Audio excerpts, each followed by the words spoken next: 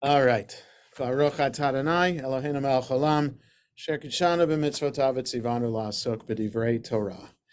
So we're still on chapter 5 of Judges. I think we will finish chapter 5 today. This poem is attributed to the judge Deborah and to her general Barak, or Captain Barak, for this particular battle against King Yavin and his captain Sisera. Okay, so we're yes, Jonah, Bess. Yes, we, Bess. I thought we mentioned that they were married, Barak and Deborah. According to the Midrash, Ah, not according to Judges. No, no historical about either of them. no, no. So all we know about them is from Judges. There's no corroborating outside source about them. There's no corroborating outside source about anything in the Torah, Joshua, or Judges. We don't get corroborating evidence until King David. So even the beginning of Samuel, we don't have anything to prove that King Saul existed. But from King David down, we do have evidence. So that's about 1000 BCE. Some people think we have evidence, Israelite evidence in Israel from 1200 BCE. It's unclear. It's really unclear, but it's just the people mentioned in these biblical books are not, we don't have evidence about them. But the peoples we do, Philistines, Hittites. Yeah. Philistines, Hittites, Canaanites, Israelites, yes. But the first outside archaeological evidence that proves without a shadow of a doubt that Israelites are here in Israel, that apparently is 1200 BCE. So I'm not sure what that evidence is, but I do know that there's evidence of the first temple. So that's like 1950 BCE. So we have evidence of Torah with an amulet that has the priestly blessing on it, also from the first temple found in that pile of dirt outside of the Temple Mount. So yeah, that stuff we have, but not as far back as the book of Judges purports to be. But no archaeological evidence disproving anything Torah or previous to King David. Just saying it's all a matter of faith. If you want to come up with a theory that the Israelites are somehow are a group of tribes that developed on its own around the year 1000 BCE, you could. If you wanted to come up with a theory that this people started with Abraham and Sarah, you could. You just couldn't prove either one. Okay, so verse 23. We'll do. There was, I think I may have mentioned this once before. There was a really interesting documentary we saw on PBS that posited that there was a small group of Israelites who came out of Egypt for whatever, I mean, whether the history is there or not, but that they were actually Canaanites, and their story was so convincing or so interesting that it attracted other Canaanites to convert, so that it came from a Canaanite thing, and they were like a sect of that. I mean, again, I'm not sure what the evidence of it. I mean, they did have some evidence of that, but there are some Bible scholars who posit that theory. Yeah, and I remember, I think I said one time we were at some museum in Philadelphia, and they had a whole exhibit on Canaanite culture where pigs featured prominently in their diet. I mean, they were talking about the diet of Canaanites, and so of course to separate from the Canaanite culture, all very interesting. Yes. Okay, let's read from verse 23 on page 200 to the end of the chapter. Okay.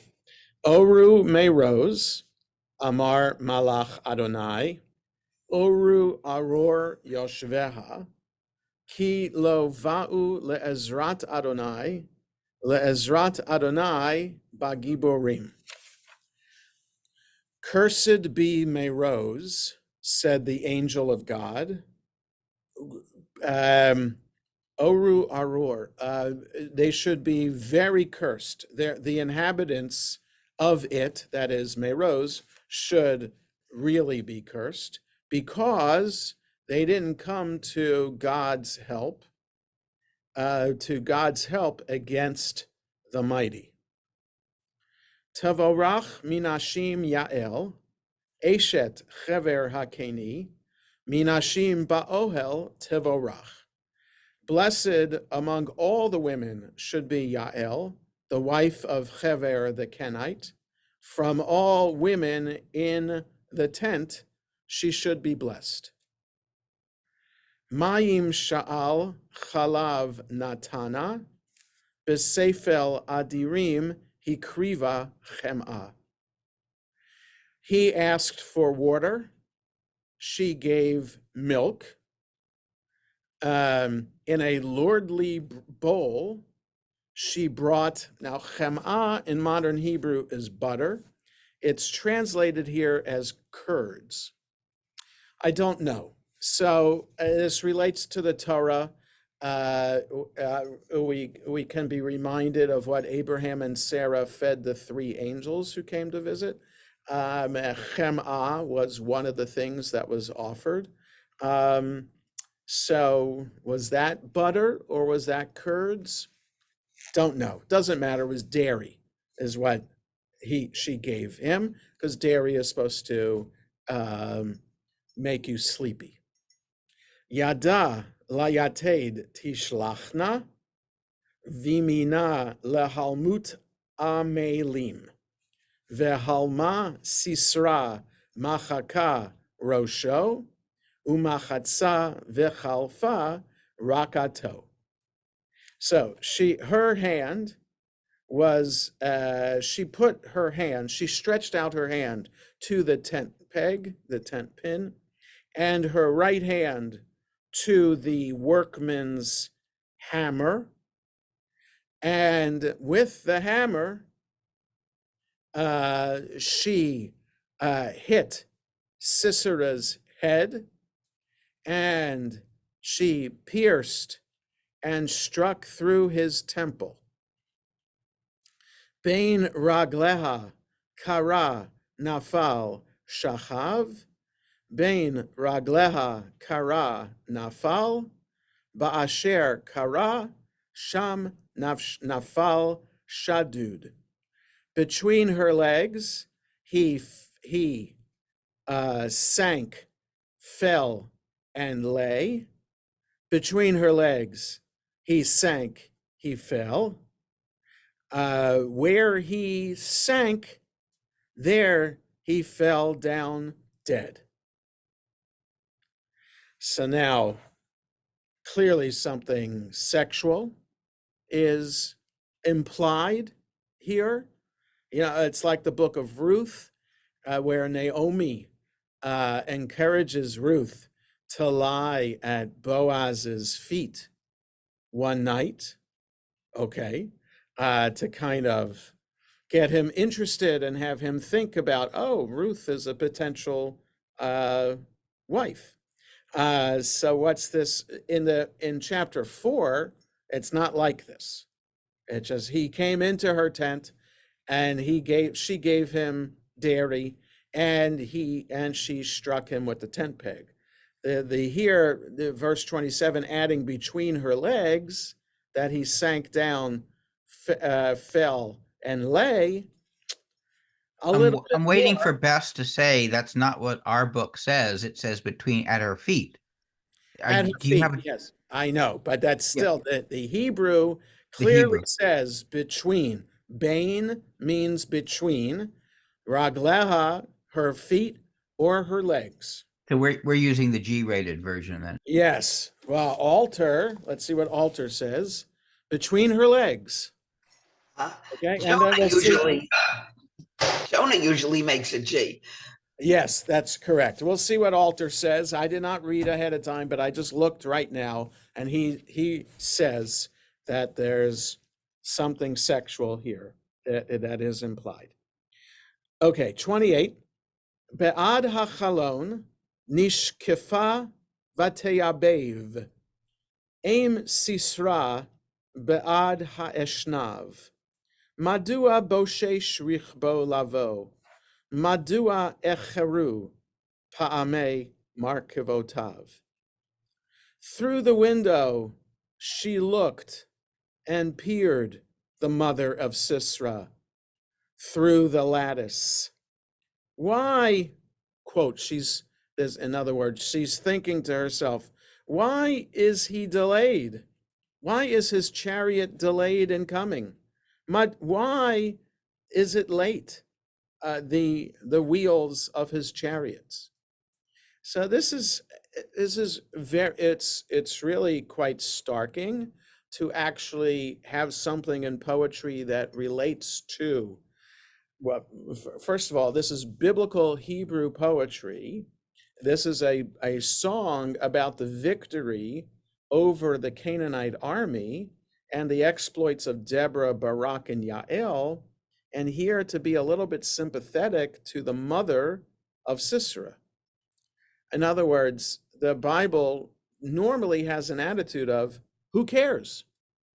Like when the Egyptians died in the sea, there's nothing there about being sad about that. In the Midrash, there's lots of Midrash, why we take the 10 drops of wine during the Seder, why we don't have the full Hallel service for the last 6 days of Passover, because we're sad for that Egyptians had to die in order for us to be free. So that's rabbinic, but in the Torah itself, there's nothing about being sad about the Egyptians dying. I thought the angel. I'm sorry. I thought the angels did say, "Aren't these God's children too?" I That's thought in the Midrash.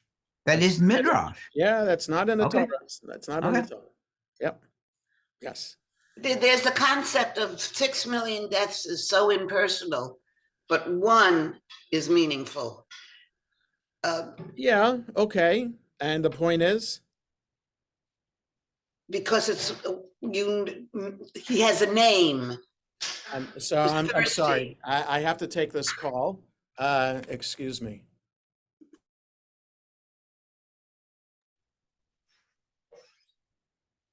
Somebody famous said that about a lot of people dying. You're What, I mute. have to take this call? No, Sorry. we're watching West Wing again, and it's always somebody. You must take this call. Somebody's emergency. Yeah. But didn't somebody say that historically? What? That- Say What? what? Say it again, because If there's a lot of deaths, it doesn't mean some. Oh, yeah. One death. I think it was it Stalin. I think it was Stalin or Mao said, many deaths are a statistic and one is a, I think it was one of the. Well, we'll find out. Maybe not. I'm sorry about that. It's just, I thought it was an emergency call, but it's not. Okay, what were you talking about? That Who said many, as Barry put it, many deaths is statistic, one is a tragedy. oh, Here okay. it is. Stalin, he got it. Darn it, you're always right. A single death is a tragedy, a million deaths is a statistic. Right. Okay. So my point here is that just being sympathetic to the mother of the assassinated captain of the Canaanites is unusual for our Hebrew Bible to include. Okay. So 29.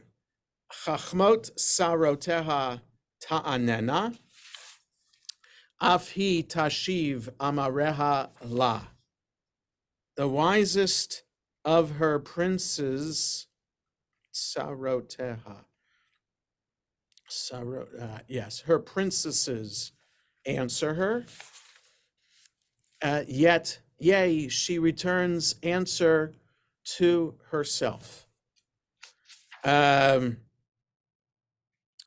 in other words, the princesses of Canaan are answering Sisera's mother's plea, where is Sisera? 30. Halo yimtseu yechalku shalal racham rachamatayim lerosh gever shalal tzivaim lesisra shalal tzivaim rikma tseva rikmatayim litzavare shalal. So I have to look at the English translation for this. Are they not dividing the spoil? A damsel, 2 damsels to every man. To Sisera, a spoil of dyed garments, a spoil of dyed garments of embroidery, 2 dyed garments of embroidery for the neck of every spoiler. So in other words, Sisera was wealthy and had beautiful garments, and that's what is being taken from Sisera by the Israelites. 31, Cain yovdu kol oivecha Adonai ve'ohavav kitzet hashemesh bigvurato vatishkot haaretz arba'im shana. So that last phrase, I think, is after the song is over. So the song ends with this, so perish all your enemies, O Lord, but they that love him be as the sun when he goes forth in his might. So that's the end of the song. And Is the Cain, Oh, go ahead. is the Cain yes in Hebrew, modern Hebrew? Is that the spelling in Cain? Yes, but it's in kind of poetry, so be it. Oh, is that the first? Because there's no Cain in the Torah. I think there is.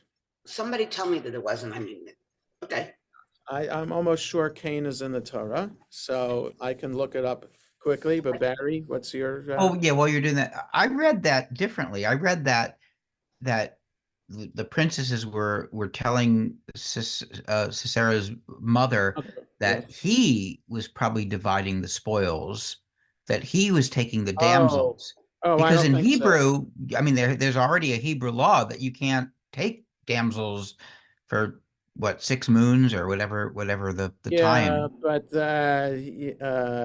that's not necessary. Yes, so just Okay. because there's a law in the Doesn't follow. Torah, just because there's a law in the Torah about it doesn't mean that that's the case. You know, there's a lot of instances of Israelites not following laws in Yeah, the well, Torah. of Like, course, but yeah, I just read that differently. yeah. At chapter 1, verse 7, God made the firmament, and he divided between the water under the firmament and the water on top of the firmament, Vayahi Cain. And so it was. So, and there are 1, 2, 3, 4, 5, 6 instances of Cain just in chapter 1 of Genesis. There's another one in chapter 2. There's another one in chapter 6. Somebody tell me a not truism. Right. So there are plenty of instances of the word Cain. Okay. Okay. So let's look at the commentary on these verses here, beginning on page 200, the bottom right, Sisera's fate. This incident forms the subject of the 3rd section of the ode, which consists of 2 parts: Sisera's flight and death, and the scene at his house where his mother awaits his return in triumph. 201, Curse ye Meroz. The command is addressed to Israel. It is conjectured that Meroz was a town along the road taken by Sisera in his flight, where the inhabitants failed to capture him. Its location is unknown. The angel of the Lord, Rashi understands this as a description of Barak, who was performing God's mission. Right, so who said, cursed be Meroz? It says in the text, the angel of God says that. Rashi says it's Barak saying it. Curse ye bitterly, that is literally curse ye cursing, a common Hebrew idiom whereby the idea of a verb is intensified by the addition of the infinitive absolute. So in other words, you're just repeating the verb, and there's lots of cases like that in the Torah and in other books of the Bible. To the help of the Lord, he who helps Israel is as though he helped God.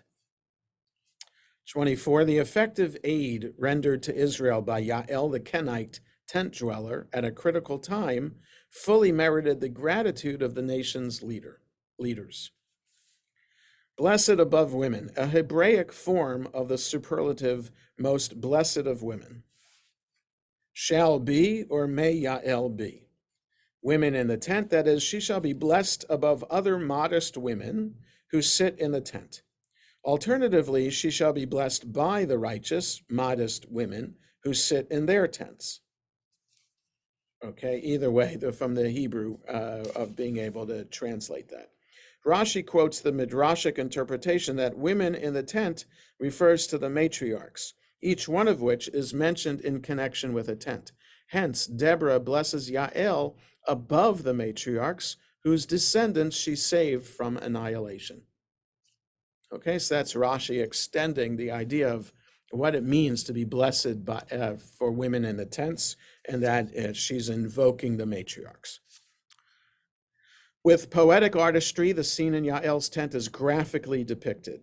He asked, the allusion to Sisera is obvious and more effective for not being specified. Lordly, that is fit for lords or large size. Curd, chem'ah in post-biblical Hebrew, butter, is artificially soured milk. It is a refreshing drink made by shaking milk in the skin bottle in which it is stored and fermenting it with the stale milk adhering to the skin from previous processes. I don't know, is that like, what is that drink? That yogurt-like drink? Like kefir, Yeah, something like that, I think. Mm. Yeah, that's what I'm thinking about. Mm. Or maybe it's buttermilk. I don't know.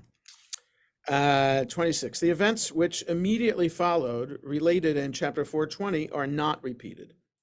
Hand, that is her left hand. She put. The verb is plural. Why those commentaries need to specify the left hand, I don't know. So in other words, the right hand, right, and her right hand had the workman's hammer. That's verse 26. So the left hand must have had the tent peg. Okay. She put. The verb is plural and may be nothing more than poetic usage for the singular. Ralbag considers that her hand is the object of the verb, and the subject to be understood as the forces in her which controlled the hand. The tent pin, it's difficult to follow the modern exegetes, commentators, in their laborious attempt to show that Yael used only one instrument, and that tent pin is here merely a poetic parallel to workman's hammer in the next clause. The testimony of 421 is decisive against this interpretation. Well, maybe she used the hammer to hammer the tent peg into his head. I think that seems pretty clear what went on. With the hammer, she smote. Literally, she hammered. Smote. The second smote is the rendering of a different verb, machak, which does not occur elsewhere in the Bible, but in Mishnaic Hebrew means scrape off, efface, remove. Rashi, Kimchi, both of whom explain it to mean that she removed his head. Rashi, however, renders pierced. Struck through. The verb chalaf signifies to pass away, vanish, pass through. Temples, the noun rakah, the word is rakah, occurs again in Song of Songs, chapter 4, verse 3. It denotes the thinnest part of the skull. Okay, so you see how our commentary here avoids the between her legs. Is that right? Yes. Well, it happens in 27, but it's still sunk. The Hebrew kara, literally knelt, is used here of the spasmodic drawing up of the legs by Sisera when he received the death blow. This disposes of the theory favored by some modern scholars that Sisera, according to the poetic version, was on his feet drinking when he was struck. Yeah, that doesn't make sense. It makes more, because the chapter 4 says that he was lying down. So it makes more sense that he was lying down sleeping for her to drive the tent peg through her head. Dead, shadud, is a rare word in such a context. It literally signifies being the victim of an act of violence. The root is usually applied to plundering, devastating. It may perhaps express the idea of ignominy, which was in those days attached to the death of a soldier at the hand of a woman. She, the postponement of the subject to the second part of the verse, creates a suspense which heightens the emotional effect. Looked forth. The verb shakaf in the nifal, that's a form of the verb, conjugation means to look down on something below, since the one who looks is likewise visible to the one upon whom he is looking. In the hefil, another form of the verb, it is used of God looking down from heaven, since he is invisible to those upon whom he looks. Okay, so the window is above and she's looking out that way. Peeved, the root yibave, it's supposed to be peered. So in the English translation, it's peered. Look up there above. Through the window, she looked forth and peered. Here, for some reason, it says peeved. It's supposed to be peered. The root yibave occurs only here in the Bible. AJ follows Rashi's interpretation. In Aramaic, it denotes to sound a trumpet, raise a clamor, and in later Hebrew, to lament. The basic idea appears to be issue a shrill sound. Kimchi and Metsudot render cried. You know, It says peered in the older one?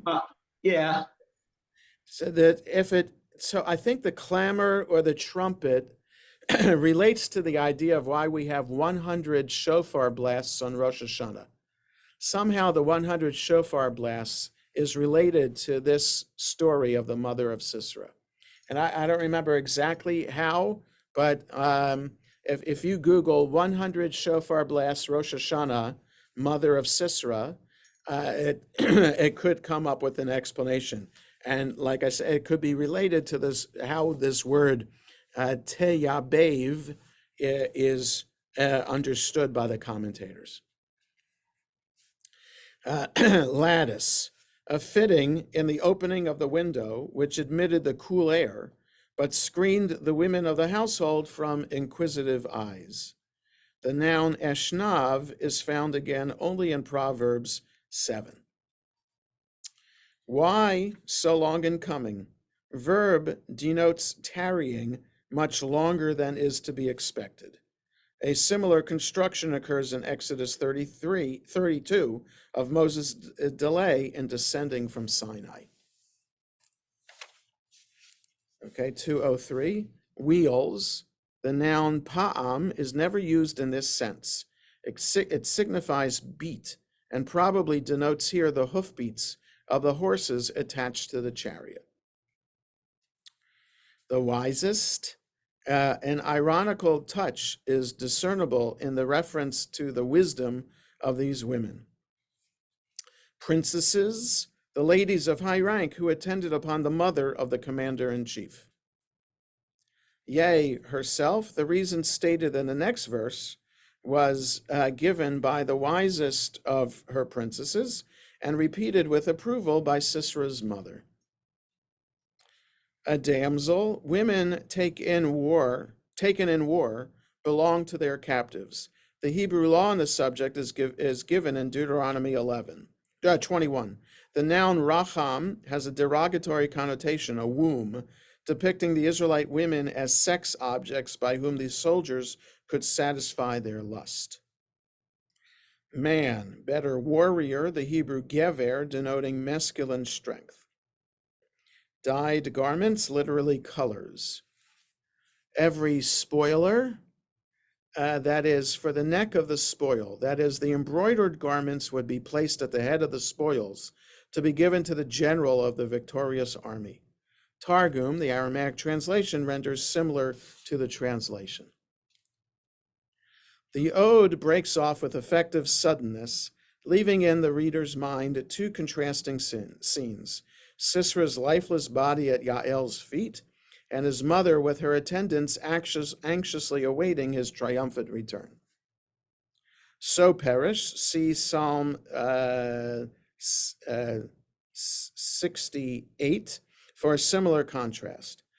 Deborah concludes the ode with this verse, as though to say, this is for her a vain consolation, for so may all your enemies perish, O Lord, just as he was destroyed. In his might, just as the rays of the sun become stronger and stronger until midday, when they are the strongest, so may Israel become stronger and stronger. 40 years, the period includes the years of the Canaanite oppression. The rest must therefore have amounted to no more than 20 years. Okay, the rabbis do that. So the straightforward reading is all these events occurred, and then you had 40 years of quiet. But for the rabbis, it wouldn't make sense chronologically, because that would mean that the period of the judges was a really long time, and maybe too long for their understanding of when King David or when the temple was built. So they had to kind of contract the time, and so the only way to do that is to include the years of servitude to the Canaanites with then the years of quiet. So that's why it's only 20 and not 40. The explanation in this version of so perish is interesting in that it gives war the viewpoint, or this particular war, from a woman's side. Uh-huh. Women waved the soldiers on to victory. Okay. And the worst part of the whole Sisera death was the fact that he was vanquished by a woman. Right. Right. And the mother. Yes. But it's a different concept. I never thought of it. Uh-huh. Viewpoint of war from a woman's angle. Yeah. Okay, so let's look at ancient Israel now. We're on page 136, starting with verse 23. Below the line, Curse Meroz.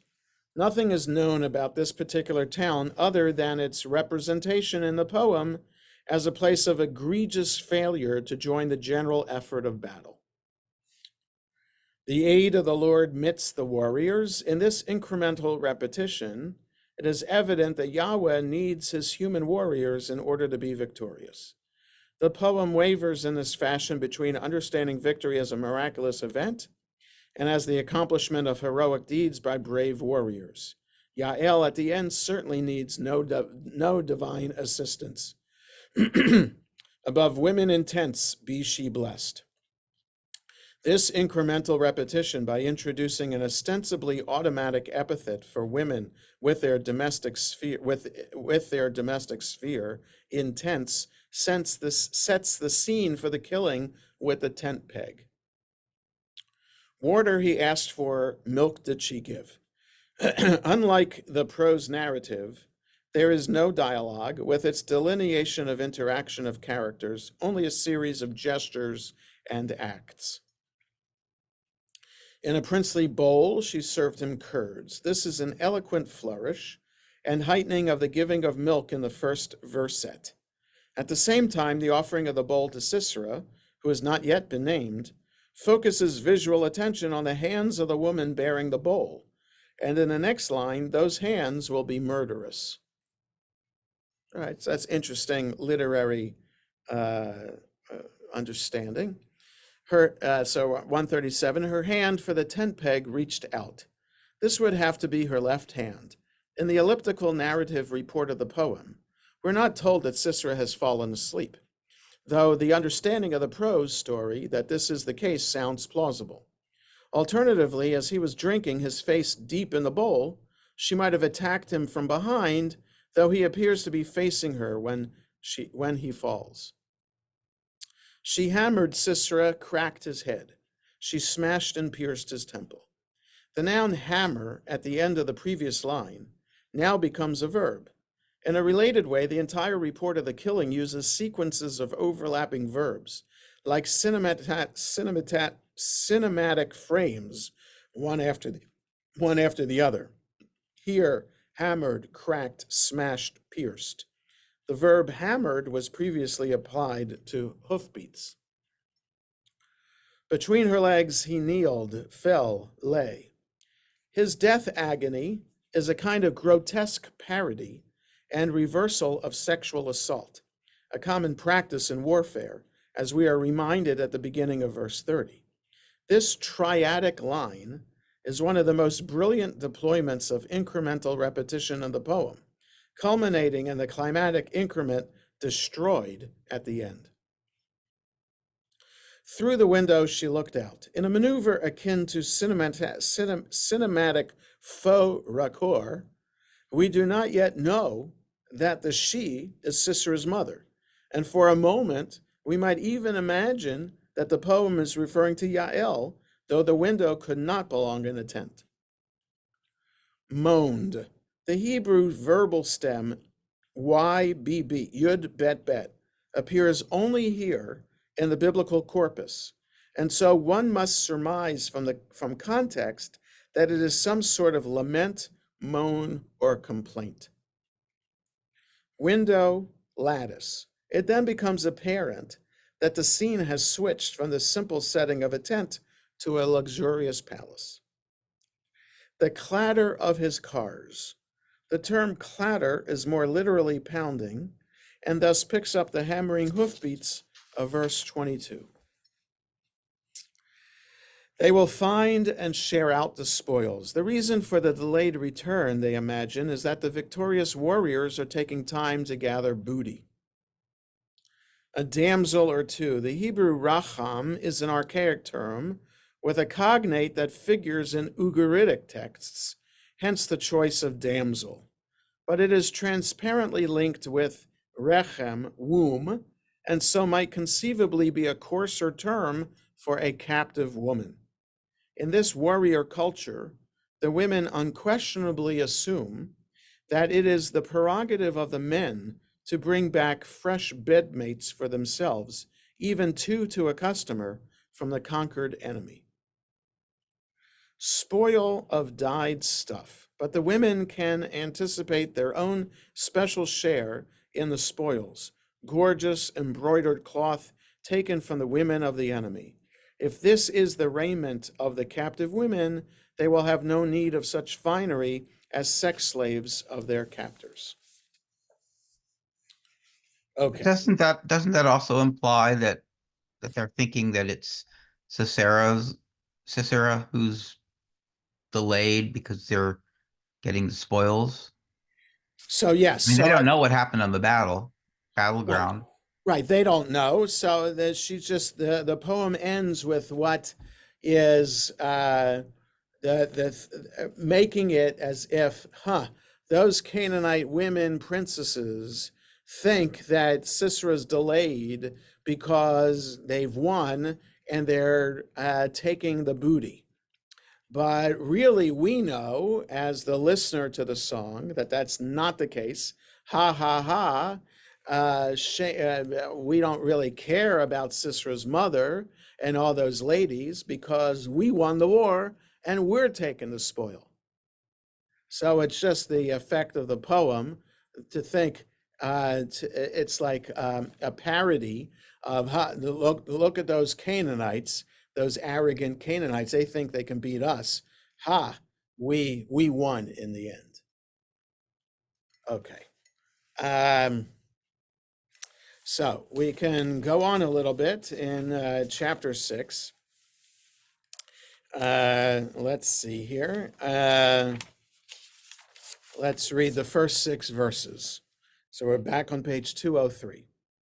V'ya'asu b'nei Yisrael hara b'einei Adonai, v'yitneim Adonai biyad Midian sheva shanim.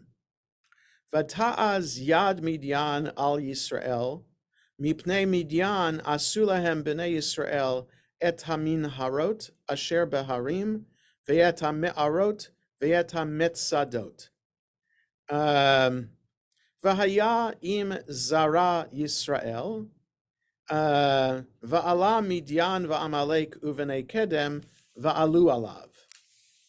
Vayachanu alehem, vayashchitu et yevul haaretz, ad boacha aza, velo yashiru michya b'Yisrael, v'sev ashur v'chamor. Kihem umiknehem. I'm sorry. I usually translate verse by verse, and I'm just reading on. So let me stop and translate. The people of Israel did bad in the eyes of God, and God gave them into the hand of Midian for 7 years. The hand of Midian grew strong on Israel, and because of Midian, the people of Israel made the dens which are in the mountains. In modern Hebrew, that's a tunnel. A minhar, you see this on travels, on road signs in Israel, a tunnel approaching. So minhar is here from the Bible. It's translated as a den, but it's something dug into the mountain. So people of Israel dug these tunnels in the mountains and the caves and the strongholds. So mitzadot. Singular is mitzada, which is Masada. Okay, so fortress. When, if Israel sowed, S-O-W, and then came Midian and Amalek and the Kedemites, and they took it over. So the whatever they were attempting to grow as produce, the Midianites, Amalekites, and Bnei Kedem, the Kedemites, or the children of the east, took it over, and they camped. They encamped against them, and they destroyed the produce of the land all the way to Gaza, and there was nothing, no sustenance left in Israel, no sheep, ox, or a donkey. That's me cleaning up the language again, Bess. 5. Kihem umiknehem ya'alu ve'ohalehem yavo'u kidei arbe larov velahem veligmalehem ein mispar vayavo'u ba'aretz lashachata. For they came up with their cattle and their tents, and they came in as locusts for the multitude. So lots of Midianites, Amalekites came and took over the land. Both they and their camels were without number, and they came into the land to destroy it. Vayidal Yisrael me'od mipnei Midian, vayizaku b'nei Yisrael el Adonai. And the people of Israel became poor. That's how I would translate it. They were brought low. They became poor. They were impoverished, very impoverished before Midian, and the people of Israel cried out to God. Okay, so the commentary begins on 204. That is, they did bad. The introductory formula here differs from that of chapter 4 in omitting again. Right.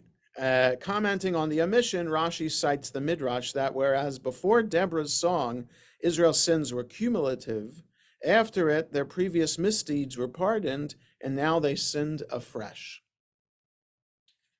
Midian. This nomad tribe shared blood kinship with Israel, being descended from Abraham's concubine, Keturah. Its territory was in northern Hejaz, east of Aqaba, and probably extended to the confines of Moab.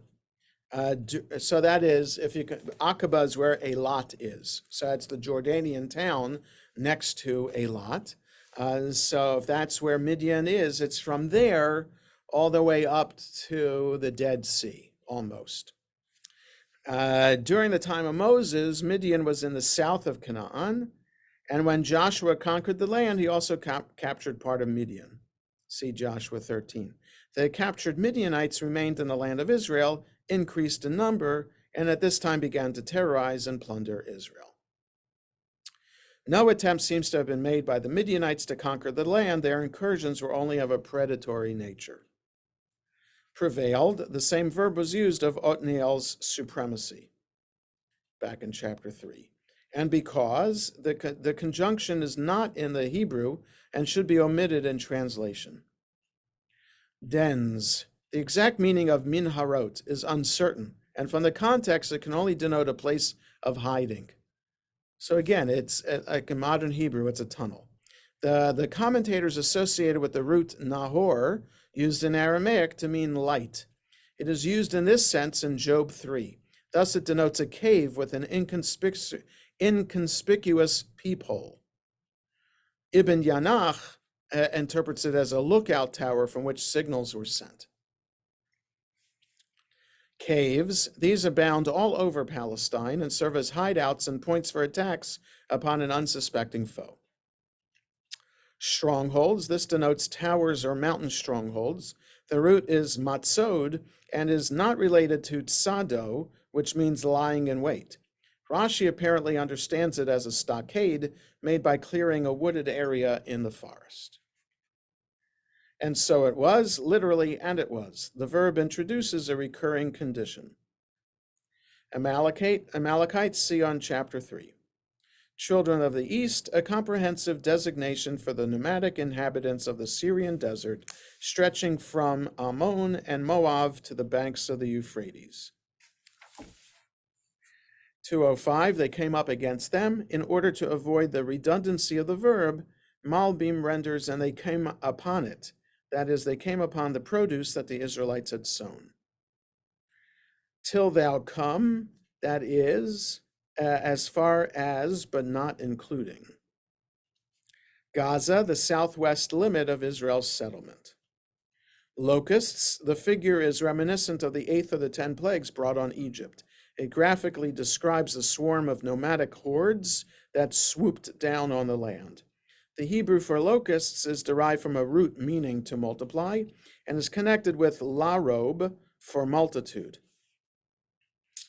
Brought very low, the root dalal denotes lack, usually of money or possessions, but sometimes used to denote lack of health or flesh.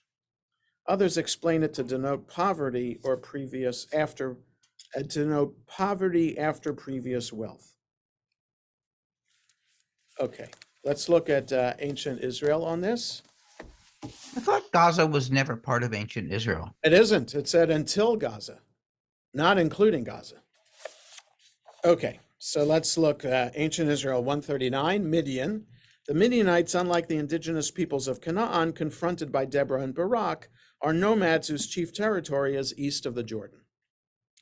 The dugouts, so this is how he translates that word, minharot. On the basis of an Arab cognate, the term probably refers to some sort of man-made trench. In modern Hebrew, this word minhara is used for tunnel. Strongholds, these would not be architectural structures, but the tops of crags that are adapted as fortifications. Destroyed the yield of the land, the Midianites are not an invading army, but ruthless marauders, and so they pillage the fields or use them for grazing and confiscate the Israelites' livestock. Camels, these beasts, only recently domesticated toward the end of the second millennium, were the distinctive mounts of the desert-dwelling Midianites. The Israelites, for the most part, used donkeys.